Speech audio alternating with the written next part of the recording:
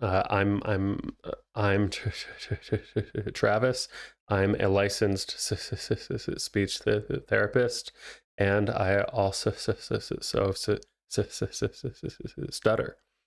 If your child has recently started stuttering, it can be a really confusing and scary time to watch them struggle to get words out. But I'm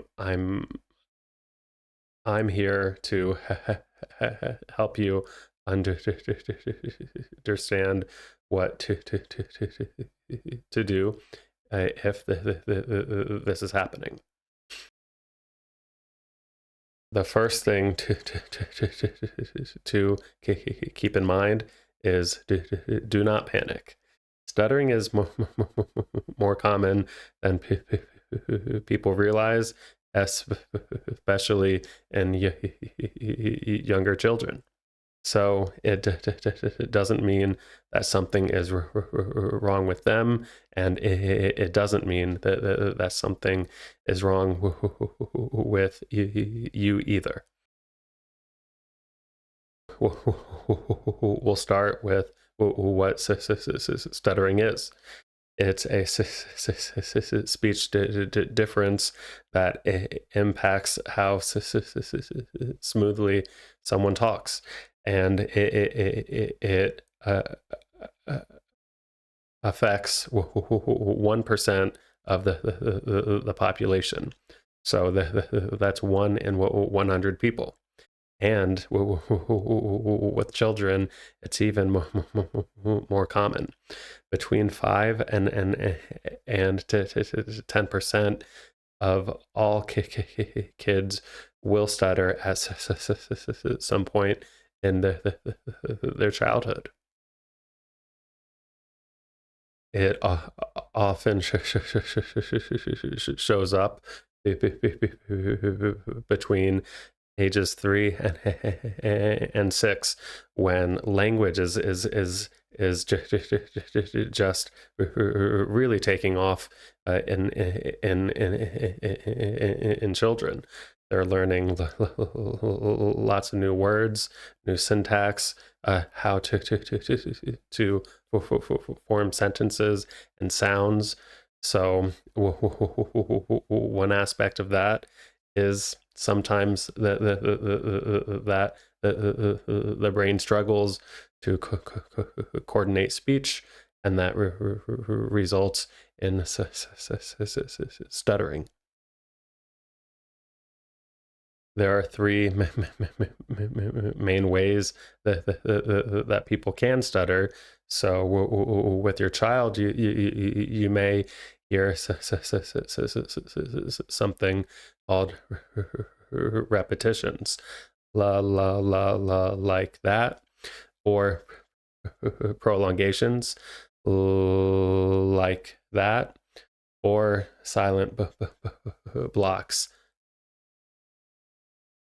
like that, where you're trying to speak, but no sound comes out.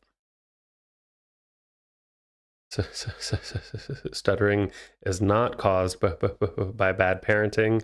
It does not mean that your child is less intelligent, and it does not mean that they are more anxious or nervous.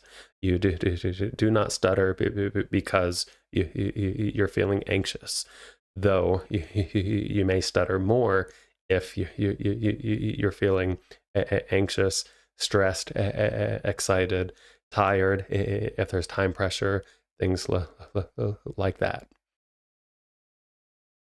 We don't truly know what causes stuttering, but we do know that multiple factors are at play. The most common ones are genetic and neurological. So between 60 and 70% of all stutterers have some type of family history of stuttering. It's not a guarantee, but it is more likely. Likewise, our brains are structured a little bit differently, which means that they function a little bit differently. And that shows up in the way that our brains process speech and language, which for us result in a stutter. Even though it seems like your intentions are well-meaning, these three things will usually result in a negative outcome. One, do not tell them to slow down or take a deep breath. This usually will just increase anxiety because it's reinforcing that they're doing something wrong. Two, do not finish their sentences or guess their words for them. It may seem helpful, but what you're really doing is rushing them and taking their voice away. Three, do not show that you're panicked or frustrated. Kids really pick up on your energy and behaviors. If you start acting worried, then they likely will start feeling more self-conscious about their own speech, and then maybe they'll stop talking as much and stop expressing themselves. Here are 4 tips to do that will help. Number 1, be patient. Give them time to express themselves, even if it takes them longer. Let them know that you're able to wait with them while they're stuck on their words, and that it's okay. Number 2, listen to what they're saying and not how they're saying it. Reinforce that their words have value.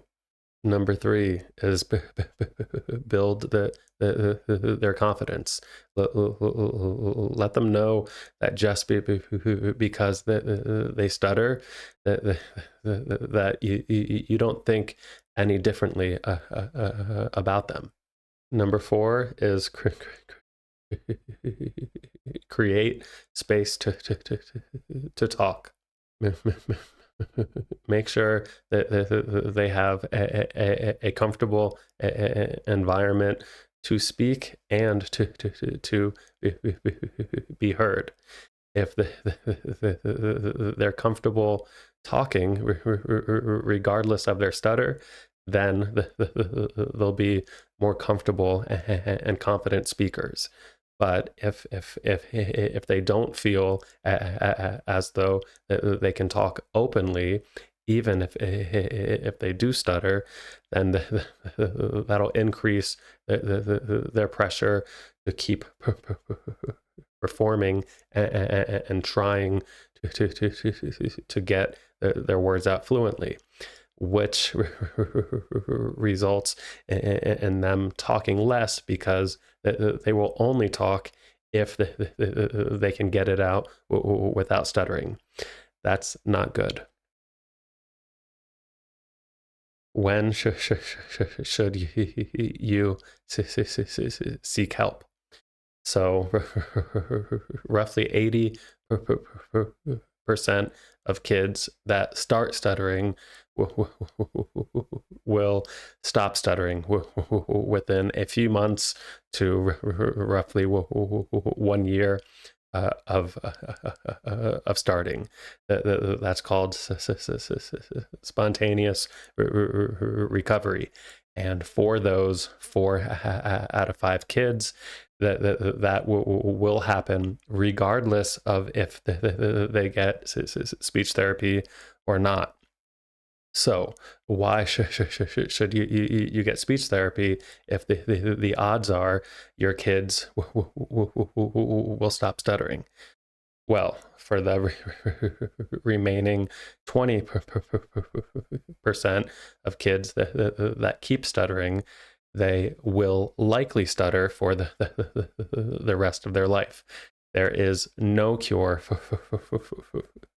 for stuttering. So if you target it early on by going to a speech therapist, by creating environments where your child understands what's going on, that they're still comfortable speaking, that they've accepted that, hey, sometimes I may stutter, that's okay.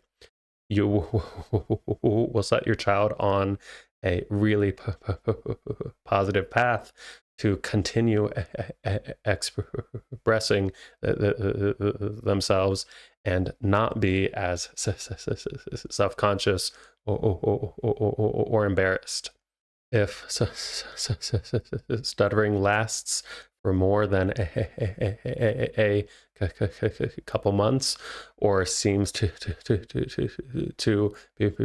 be getting more intense, or causes your child frustration, then it's especially a good idea to seek out a speech therapist.